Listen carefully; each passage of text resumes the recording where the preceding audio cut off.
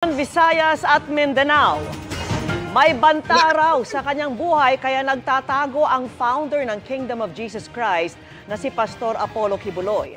Sa gitna po yan ang investigasyon sa kanya ukol sa mga aligasyong sexual abuse ng ilan sa mga dating miyembro ng kanyang grupo. Sabi pa ni Kibuloy, tinitiktikan siya sa sabwatan daw ng Pilipinas at Amerika para siya'y kidnapin at patayin. Pero sabi ng ilang senador, kung hindi pa haharap si Kibuloy sa susunod na pagdinig sa Marso, ipapaaresto na siya. Nakatutok si Salima Refran. Sapagkat ang buhay ko ngayon ay nanganganib.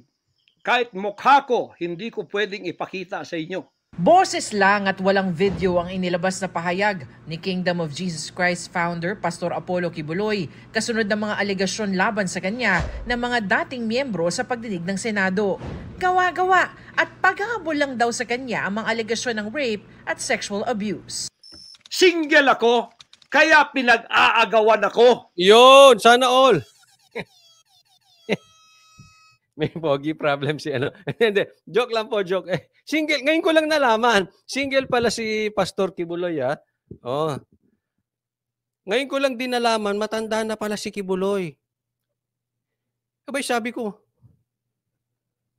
malakas pa. Naglalaro pang basketball eh. Narinig ko, sabi niya 70 plus na siya. Ba, pag talaga maalaga ka sa katawan, ano? Iba eh, iba. Wala sa itsura niyang 75 ata. Sabi niya, parang ganun. Wala sa 74. Oh, kita mo, hindi siya mukhang 74. Parang 73 lang eh. Hindi. Hindi, seriously, mukha siyang bata. Ah, hindi siya mukhang 70s.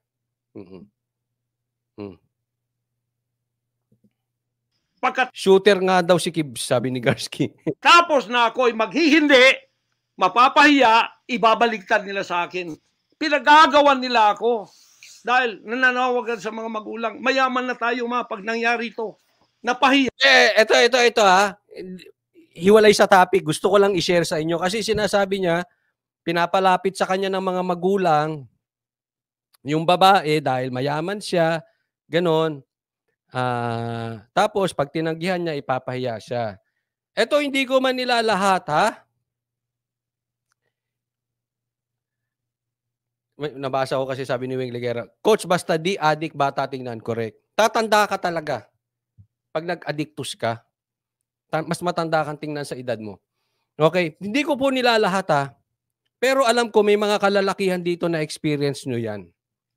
Alin, yung pogi problems. Hindi. Na-experience nyo yan. Yung pagka minsan, meron kayo natanggihang babae. Ulit tawag, magagalit yung mga kababaihan sa akin, ha? Pag meron kayo natanggihang babae, tapos umasa, grabe. Historian yan. Jurassic pa. Anong historian Jurassic? Archaeologist. Ang tagal niyang makalimutan yun. Talagang pag natanggihan mo yan, babawi at babawi at babawi. Hindi man nila lahat, pero may mga naka-experience ng ganyan. Pag natanggihan mo yung babae at umasa, ako, asahan mo. Kaya, ang share mo, wag pala asa. Ha? Wag pala asa. Kasi, mahirap yun. Malalagay sa alanganin naman yung lalaki. Di ba?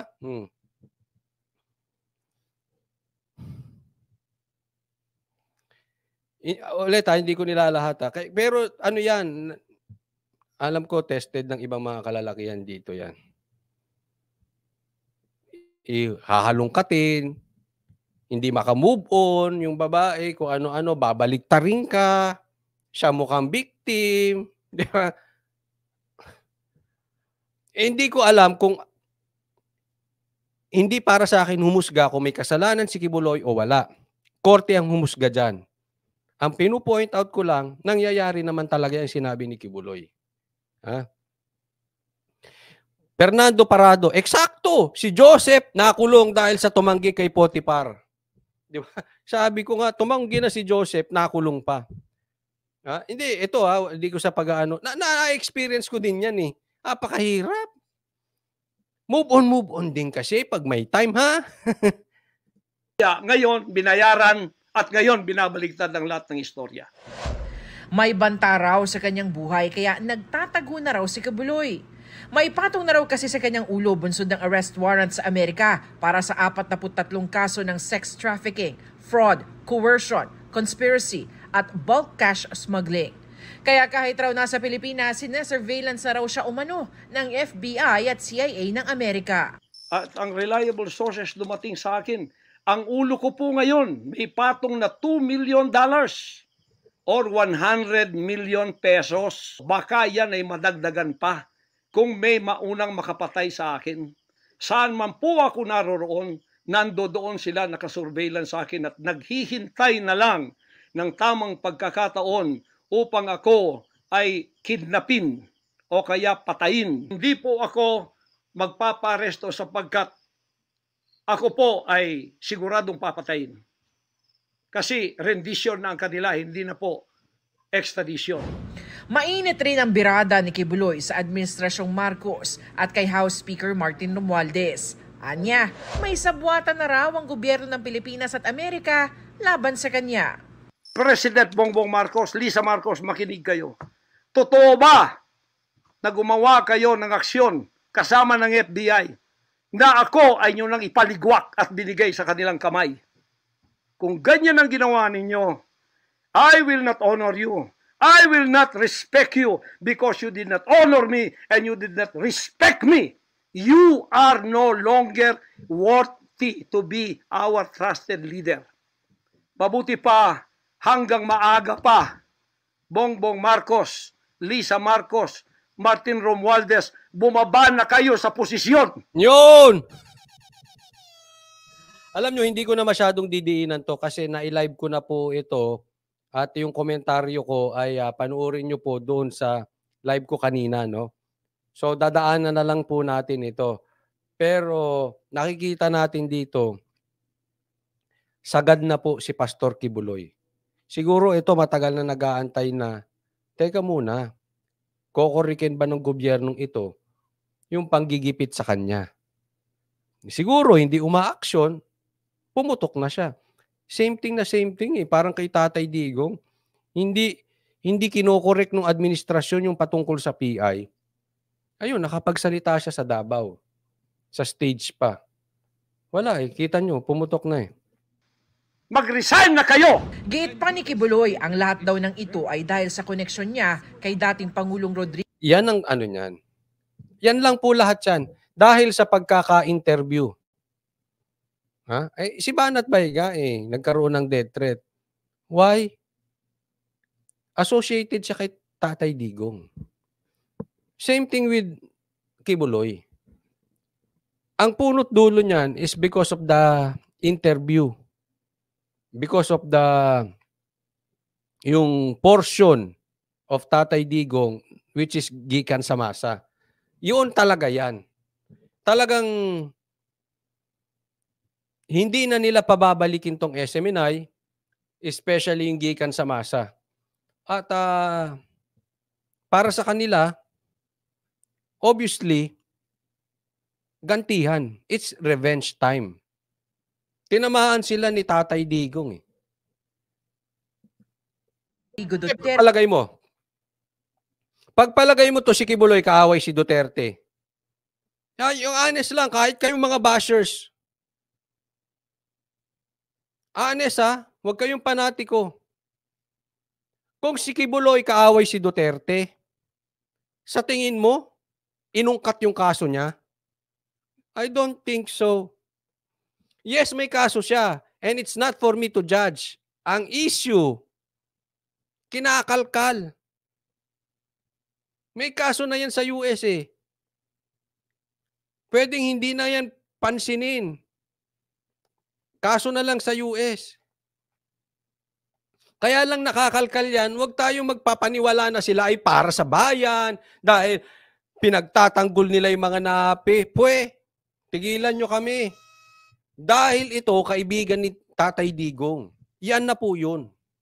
Yung issue dyan is about Duterte. Lahat tong isyong na kinaharap natin, Dahil takot kayo sa Duterte. Hindi nyo sila kayang labanan ng patas sa eleksyon. Yan ang totoo dyan. Kasi kung patas ang laban, lalamunin kayo ni Sara.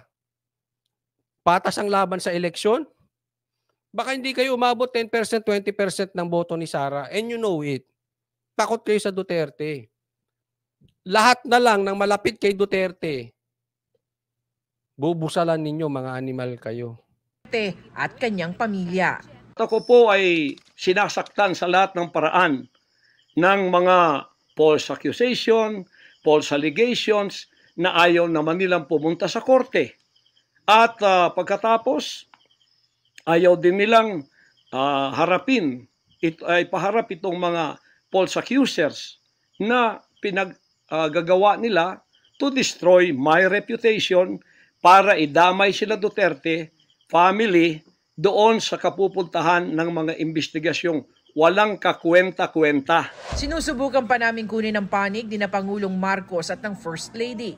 Sabi naman ni Speaker Romualdez, wala raw basihan ang alegasyong nakipagsabuatan sila sa mga banyaga at paraan lang daw ito para malihis ang atensyon sa mga seryosong usaping legal. Sino naglilihis ng atensyon? Tamba naman. Hoy, gising! Oh, yun ang sagot nila dun sa paratang sa kanila ni Kibuloy. Ano, nililihis? Ha? Sino naglilihis? Baka yung kay Kibuloy ay panglilihis yan. Papakita ko sa inyo mamaya, ha? Kayo ang naglilihis. In my opinion, kayo ang naglilihis ng issue. Kasi ang malalim na usapin ngayon, PI. Sinasaksakan nyo ng Kibuloy para wag pag-usapan ng PI. Ang problema ng Pilipinas, PI. Kaya nagsalita si Tatay Digong na masakit dahil sa PI. Kaya nag-aaway ang Senado at ang Kamara dahil sa PI. Kahit yung pinsan mo galit na galit sa'yo dahil sa PI. Anong issue ng Pilipinas? PI. Mga PI kayo. Yan ang totoo. Tapos, sasabihin nyo, nililihis. Kayo naglilihis. Yang isyong Kibuloy, kayong naglilihis para mapunta sa PI. Para maalis sa PI, ang usapin. Tapos mamaya, tapos na yung usapin dyan. Parang Maharlika Pans. Pinayuhan niya si Kibuloy na harapin ang mga ito sa tama at legal na paraan at respetuhin ang mga legal na proseso. Ano bang tamang paraan? Ipitin nyo sa Senado, sa pahiring-hiring nyo. Harapin. Sampahan nyo ng kaso. Kayo lang naman ata wala nga nag-attend ata nung hearing Si Risa lang. Ang umattend lang ata doon, kung hindi ako nagkakamali, si Risa. Pumunta si Robin Padilla. Pinagtanggol pa si Kibuloy. Di ba nakita nyo yon? Si Robin lang yun nandoon. Kayo lang ata ni Risa, ni Virus, ang gusto diyang sa hearing sa Senado. Ba't ang dami nyo kasing gustong imbestigahan? Ano ba kayo, investigador o senador o congressman? Ang lalim ng paratang nyo kay Kibuloy. Ang dami nyong ebidensya. Takot naman kayong dalhin sa korte. Bakit kayo takot dalhin sa korte? Mahina kasi? O hindi kayo makaepal? Ako mas tiwala ako dun sa pangalawa. Hindi kayo makaepal. Hindi kayo makakaepal dun politiko kayo. Tagal na nating sinisigaw yan. Kay Ka Eric pa lang, yan na po ang sigaw natin. Mga pisti kayo, dalhin nyo sa korte. Kay Ka Eric pa lang ang usapin yan, kinulong nyo Kinulong pa sila Ka Eric. Ano sigaw natin? Huwag nyo ikulong. Dalhin nyo sa korte at korte magpapakulong kami, kasalanan sila. O di pinakawalan? Mga animal. So, sabi naman ni Senator Risa Ontiveros na chairman ng Senate Committee on Women and Children na nag-iimbestiga kay Kibuloy, harapin na lamang nito sa Senado ang mga aligasyon laban sa kanya. Alam mo, nahahawa na ako sa Dilawan talaga. Pag nakikita ko yung mga vloggers ng Dilawan, sabi ko, ano na sila? Para hindi silang ibang vloggers na kapit sa patalim. Yung kapit sa patalim yung nag-TBJ tapos tinanggap na lang yung, alam mo na, dahil ngayon, kapit sila sa patalim. Ha? Natatawa ako sa kanila. Bilib na bilib sila kay Ontiveros. Yan na ang the best you can do. Inalampaso ni Sara yan. Kahit paunahin ni Sara ng isang taong mangampanya ka ako, matutulog sa bahay. Sabihin ni Sara, hindi mananalo tong alin na ito. Hindi. Sige, sinungaling ba ako sa tingin ninyo? Mayabang ba ako? Hindi. Nagsasabi akong totoo. Kahit matulog si Sara isang taon, at ito isang taon mangampanya, hindi mananalo to kay Sara. Ako po, hindi ako panatiko ha. Hindi porket Duterte gusto ko na. Hindi ganon. Si Tatay Digong nga aminin ko. Dahil bakit? Ang dami na napatunayan ni Tatay Digong. Hindi dahil sa gusto ko si Sara. Ha? I'm talking about reality. Kahit kayo Dilawan, alam nyo sa puso ninyo. Kahit kayo mga bashers, alam nyo sa puso ninyo. Kahit matulog si Sara at pagsamahin ang boto ni Tambaluslos at ni Ontiveros, hindi aabot sa kalahati ng boto ni Sara. Kaya natatawa ako sa inyo. Is she your best shot? Come on, guys. Be realistic. Kahit siraan ng Duterte, kung yan ang pambato nyo, hanap kayo ng iba. Trillanes, hanap ka ng iba. Tinutulak mo to si Ontiveros, di ba? Na suportahan para maging standard bearer. Hanap ka ng iba, Trillanes. Hindi winnable to. Hindi.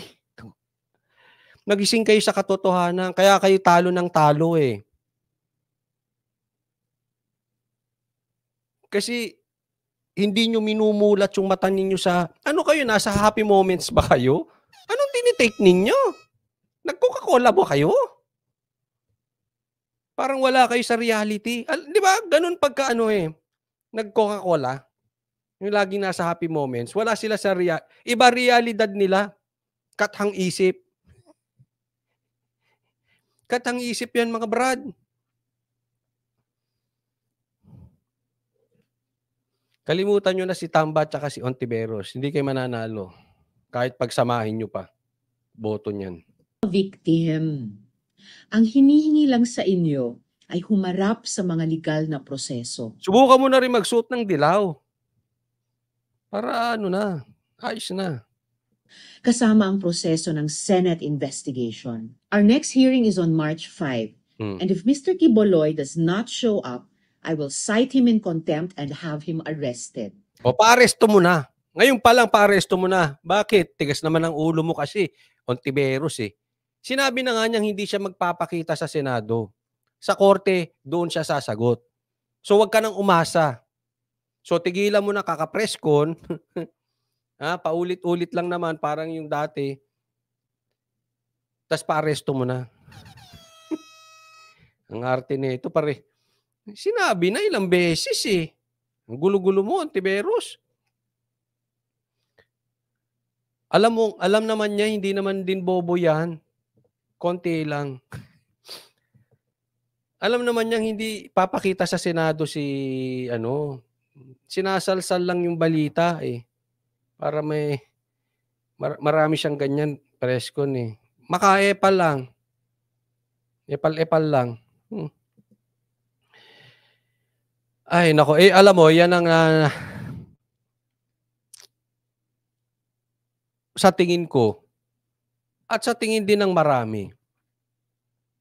Etong usaping Kibuloy ay pangliligaw patungkol dyan sa totoong problema at usapin ng PI.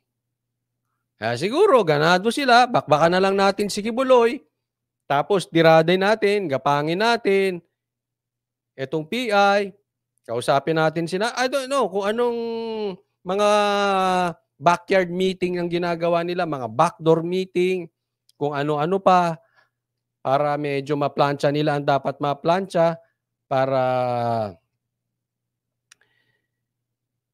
habang diversion itong kay Kibuloy.